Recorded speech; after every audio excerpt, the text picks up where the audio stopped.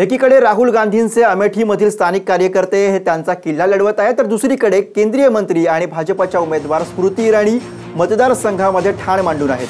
त्यांनी मतदारसंघ अक्षरशः पिंजून काढलाय। अमेठीमध्ये आपला विजय होईल असा दावा स्मृती इराणी यांनी केलाय। त्यांच्याशी बातचीत केली आमचे प्रतिनिधी अमोल कविटकर यांनी। केंद्रीय मंत्री स्मृती इराणी पुन्हा एकदा अमेठीच्या मैदानामध्ये उतरलेल्या आहेत। राहुल गांधी यांच्या विरोधात सलग दुसऱ्यांदा त्या निवडणूक लढवत आहेत। मात्र राहुल गांधी आणि स्मृती इराणी यांचा सामना होत असतानाच राहुल गांधींनी वायनाडच्या दिशेने कूच केली, त्यामुळे घाबरलेत राहुल गांधी अशा प्रकारचा आरोप भाजपकडून झाला। स्वतः स्मृती इराणी आपल्या सोबत आहेत। काय नेमकं चित्र आम्हाला पाहायला मिळतंय? वेगवेगळी चर्चा देशभरामध्ये या निवडणुकीची होती।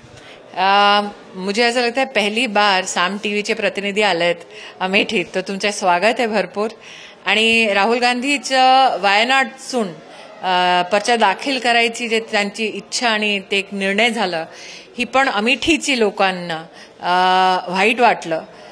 बिकॉज 15 साल से राहुल गांधी यहाँ से सांसद हैं और आज अमेठी को छोड़ के किसी और क्षेत्र को प्रेफरेंस देना अमेठी का बहुत बड़ा अपमान माना जा रहा है। 15 साल से सतत यहाँ पर आप स्वयं आज साम टीवी की पूरी टीम घूमी है। आप आज अमेठी की तुलना महाराष्ट्र के किसी गांव से करें तो आपको जमीन आसमान का फर्क नजर आएगा।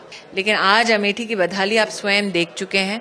अमेठी प्रमाण है कि राहुल की लीडरशिप क्वालिटीज टोटली फेल गई हैं और आज जनता ने मन बनाया है कि वो इस बार इस सीट पर सत्ता परिवर्तन चाहते हैं। तुम्ही लोकांमध्ये थेट जाताय, वेगवेगळ्या समाजाशी घटकांशी चर्चा करताय, मात्र चर्चा अशी की तुम्हाला महिलांचा प्रचंड प्रतिसाद मिळतो। मला प्रतिसाद लोकांना मिळत आहे। महिला किंवा युवा, वरिष्ठ किंवा आमचे लहान मुले सगळेच मुझे बहुत उन लोगों ने प्रेम दिया है, सम्मान दिया है। अमेठीचे जे बेसिक प्रश्न आहेत, जे पायाभूत सुविधांचे प्रश्न आहेत, ते अजूनही आ वासून उभा आहेत। त्यामुळे लोक राहुल गांधींना नाकारतील आणि भाजपाचा पर्याय स्वीकारतील अशा प्रकारचा दावा स्मृती इराणी करतायत। कॅमेरामन किरण कादळेसह अमोल कविटकर, साम टीव्ही, अमेठी।